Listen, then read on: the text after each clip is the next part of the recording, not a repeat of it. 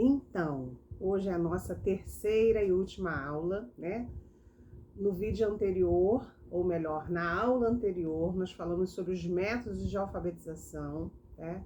E hoje a gente vai finalizar falando sobre os níveis de escrita segundo Emília Ferreiro e Ana Teberoski, né? Então a gente precisa entender, né, qual é a diferença desses níveis, né? E entender principalmente que o que elas propõem para nós, educadores, não é um método, tá?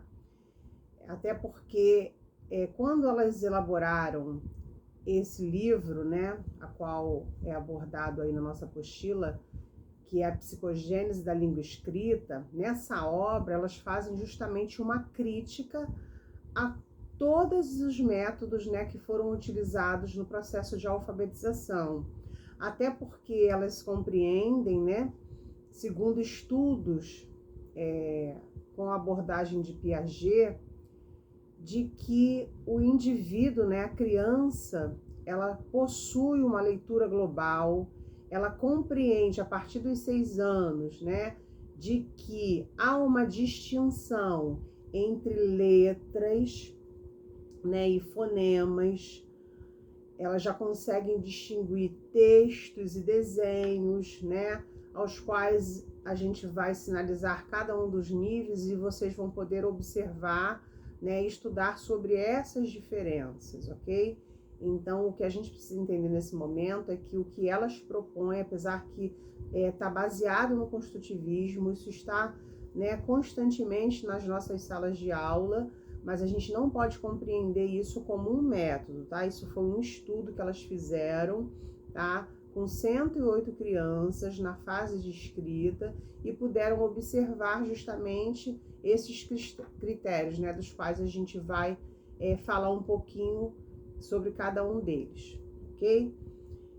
Até porque elas fazem essa crítica, né? Vamos assim dizer, a esses métodos, porque elas entendem que em todos esses métodos que a gente viu, né, chamados de métodos tradicionais, o que eles colocam como base é a cópia, né? A ferramenta é a cópia e é a base fundamental. E elas acreditam que a verdadeira escrita ela seria de forma espontânea, aquela que proporciona à criança pensar as regras que constituem o sistema de escrita, ok? Então agora a gente vai poder falar de cada um, né, desses níveis. Então nós vamos começar a falar hoje sobre o nível pré-silábico, tá? O nível pré-silábico, ele tem aí uma subdivisão, vamos assim dizer, né? O pré-silábico 1, ao qual os indivíduos fazem uso, né, muitas das vezes de M. Ó, eu vou apresentar hoje para vocês um novo recurso, né? Eu sempre trago aí um recurso. Não sei se vocês conhecem, mas o nome disso aqui é o plano inclinado. Professor, o que é o plano inclinado? O plano inclinado, ele é de um material, né, de PDF, e aqui ele tem o vidro, né? Eu coloquei uma folhinha aqui para que vocês pudessem enxergar melhor a letra, tá? Mas aqui você pode encaixar qualquer tipo de material. Ele geralmente vem com material, esse eu comprei da OG Brinquedos Educativos, tem muita coisa bacana, Ana, tá? E a criança escreve e aqui ela apaga, né? Porque como é vidro, essa superfície lisa, isso são para crianças que têm certa resistência com a escrita no caderno, né? Então a gente bota o plano inclinado, ele tem uma base. Eu tô sem a minha base aqui, infelizmente minha base quebrou, que carrega para lá e para cá, acaba quebrando, né?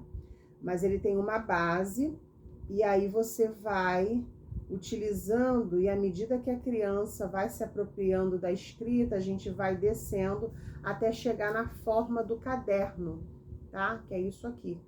E ele é no formato de um caderno, né? Tanto em pé quanto deitado, tá? Então a gente vai fazer uso hoje do plano inclinado, mais um recurso aí para que vocês, professores, conheçam. Então, o que é o pré-silábico 1? É quando a criança, né, faz uso muitas das vezes de rabiscos, né? A gente não vai falar aqui das garatujas, que o processo inicial de escrita, né, são aí as garatujas, mas isso a gente vê lá na educação infantil, quando eles começam a aprender as letras, né? Aqui a gente entende, aqui no caso, a gente entende que eles já compreendem as letras, eles já conhecem as letras, né?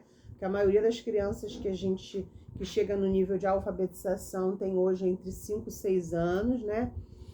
E eles têm essa escrita contínua, né? Ao qual só compreende quem escreve, né? Se você perguntar para uma criança o que você escreveu aqui, ele vai saber dizer para você o que ele escreveu, mas somente ele vai fazer isso, né? Então a gente chama isso de pré-silábico 1, né? A criança ela tem traços típicos, como diz aí no material de vocês, e formas semelhantes a N's em letra cursiva. Ela ainda não sabe o valor, né? Ela não sabe, na verdade, ainda distinguir o desenho da letra, ok? Quando a gente fala do nível silábico 2, né? Que aí é um outro nível que a criança se encontra, ela já compreende as letrinhas, né? Ela já passou dessa fase, tá? E ela começa a fazer uso de letras, tá? De letras e números, porque ela também ainda não consegue distinguir letras de números. Então, por vezes, o que vai acontecer? A letra, geralmente, que elas mais conhecem são as letras do próprio nome. Então, geralmente, elas vão fazer uso da letra do nome. Porém, todavia, é importante ressaltar que nessa fase da escrita, eles compreendem que para que ocorra a escrita, não pode repetir letra, tá? Então, eles vão usar de forma contínua, né? Diferentes letras, por vezes números, ok? Porque eles compreendem já que para que haja escrita, né, é necessário que haja um número considerado aí de letras, né? E engraçado que nessa fase também, eles têm o que chama de realismo nominal, tá? O que é o realismo nominal? O realismo nominal é quando você pede para a criança, por exemplo, escrever vaca, né? E aí a criança vai escrever vaca de uma forma muito grande, tá? Por que muito grande? Aqui eu não consegui escrever tudo, depois eu vou apagar. Eles escrevem com muitas letras, tá? No realismo nominal, porque eles fazem referência ao tamanho do objeto, da pessoa, do animal. Então, como vaca é um animal grande, né? Eles vão escrever com muitas letras e possivelmente alguns números também. Quando você pede para escrever, por exemplo, formiga, eles vão escrever bem pequenininho, porque eles associam ao tamanho da formiga, ok? Então é um nível assim bastante interessante, né? E geralmente elas mudam assim somente uma letra para escrever outras palavras. E como eu falei anteriormente, sempre fazendo uso do nome na letra do nome, tá? Bom, qual seria aí o próximo nível, né? Que vamos falar? Seria o nível silábico. Bom, eu vou apagar aqui para a gente falar agora do nível silábico, né? Como o próprio nome já dá uma dica pra gente, né? O silábico, ele tem também aí uma subdivisão, vamos assim dizer. Nós temos o silábico sem valor sonoro, tá? O que seria isso? Nesse nível, a criança ela já compreende, tá? O sistema de escrita, que é composto por letras, né? Porém, todavia, ela ainda, no primeiro momento, não faz relação ao grafema fonema, ou seja, a letra e o som. Ela vai escrever a palavra fazendo uso de algumas consoantes que formam sim a palavra, porque ela já compreende esse processo, ela já conhece as letras do alfabeto, tá? Porém, ela vai representar, por exemplo, a palavra sapo, né? Sapo, ela compreende que tem 2 sílabas. Então, sem o valor sonoro, ela vai fazer sapo, por exemplo. São 2 consoantes que ela associa. Se você pedir para que ela leia, ela vai ler sapo, porém sem valor sonoro, porque as sílabas que estão representando a palavra sapo, né, apesar que uma delas tem o valor sonoro, a outra não, tá? Então é o nível que a gente chama de silábico sem valor sonoro. Aí vamos falar agora que tem o valor sonoro. Vamos dar o exemplo ainda, né, da palavra sapo. Então, quando a criança compreende, né, o valor sonoro, ela vai fazer isso aqui, ó. Sapo. Tá? É o S, né? Que geralmente ela faz isso. São as consoantes. Sapo. É isso que fica para ela. Então, tem 2 sílabas. Ela associa cada letra a uma sílaba. Ok? Então, esse nível é chamado de nível silábico. Muito bem. Aí, a gente vai falar agora sobre o nível silábico alfabético. Bom, espero que vocês estejam entendendo, tá? Quem tiver alguma dúvida pode deixar registrado lá na plataforma ou aqui mesmo no canal no YouTube, quem é inscrito aí no canal. Quem não é, se inscreve aí, gente, dá uma força para a professora, né? Se inscreve aí, a gente vai ter outros conteúdos importantes. Eu falo muito com relação à educação especial inclusiva, né? Que é uma área da minha atuação. Provavelmente, futuramente, aí algumas coisas de português para concurso. Então, segue aí, tá? Tem concurso de Itaguaí aí, né, gente? Então, vamos nos preparar. Ok, então vamos lá. O nível silábico alfabético. Eu estou acompanhando aqui na apostila, né? Quem é meu aluno aí no curso Ação. Quem não é, tem alguns amigos aí prestigiando o meu trabalho. Muito obrigada, né? Aqueles que eu não conheço também, tem muita gente acompanhando. E é muito legal isso, tá, gente? Obrigada, de verdade. Aí a gente vai falar agora do silábico alfabético. Então, vamos lá. Quando a gente fala de silábico alfabético, vocês vão perceber que tem alguns autores que nem consideram, tá, essa fase, esse nível, né, como uma fase. Porque não tá nenhum nem o outro, né? Falamos agora do silábico e vamos entrar aí. Então, é quando a criança tá ali em transição, né, entre o silábico e o alfabético.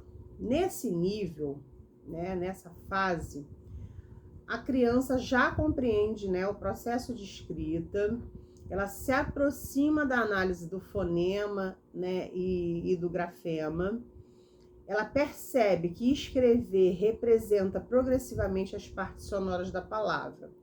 Então, vamos dar um exemplo aí, tá até na apostila de vocês, né, mas eu vou usar como exemplo, e geralmente é o que acontece, né, quando você pede, por exemplo, para a criança escrever a palavra cavalo, ó, cavalo.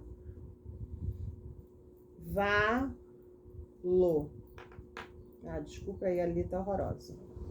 Cavalo, ela faz justamente, né, a associação do fonema com o grafema, né? Então, ó, K é a letra K, né? O som é da letra K.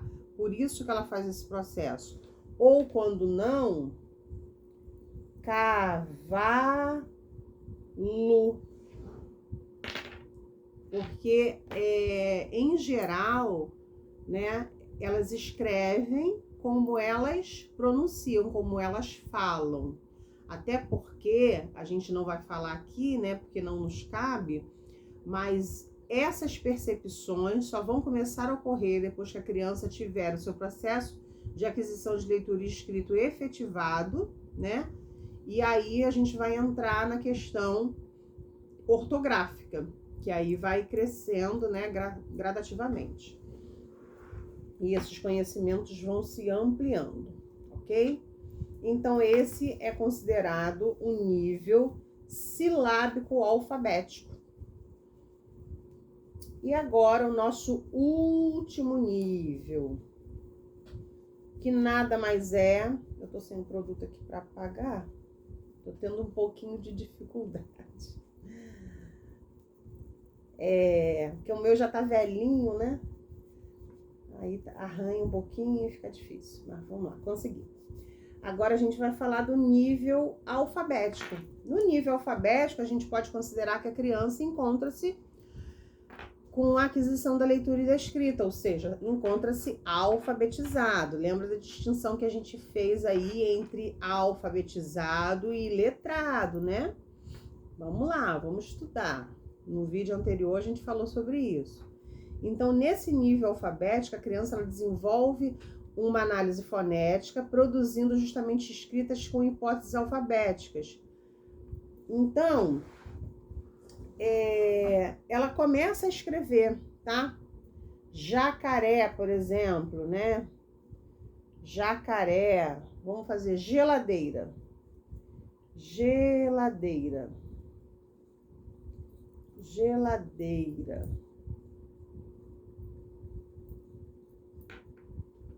Ou não, vou piorar. Geladeira, que é como a gente fala, geladeira, né? Então aqui, ó, a professora tá com J, tá sem o I, geladeira. É o jeito que a gente fala, mas a gente pode considerar que ela está alfabetizada, tá? Ela já compreendeu o processo de escrita, fazendo a relação entre grafema e fonema. Porém, todavia, né, como falado anteriormente, essas questões ortográficas, né, só vão melhorar realmente quando ela chegar ali do segundo, do terceiro ano para lá, ok? Bom, gente, então a gente vai finalizando por aqui, né? Espero que vocês tenham compreendido. Caso contrário, registre aí a sua dúvida, a sua pergunta. Divide com a tia Vivi aí as suas experiências, tá? Lembrando que cada um é cada um, mas é importante que a gente, enquanto profissional de educação, que a gente olhe para a criança como única, e geralmente a gente faz isso como uma diagnose para a gente observar em que nível, né, esse indivíduo se encontra, para que assim a gente possa dar prosseguimento ao processo de ensino-aprendizagem de forma efetiva, né, fazendo com que esse indivíduo, além de alfabetizado, seja aí um indivíduo letrado e saiba fazer uso, né, principalmente da nossa língua, né, o que é tão importante, ok? Então, gente, eu vou ficando por aqui, agradeço o tempo aí que a gente ficou junto, tá? E em breve, espero que tudo isso logo passe e a gente possa estar juntos novamente, ok? Um beijo e obrigada.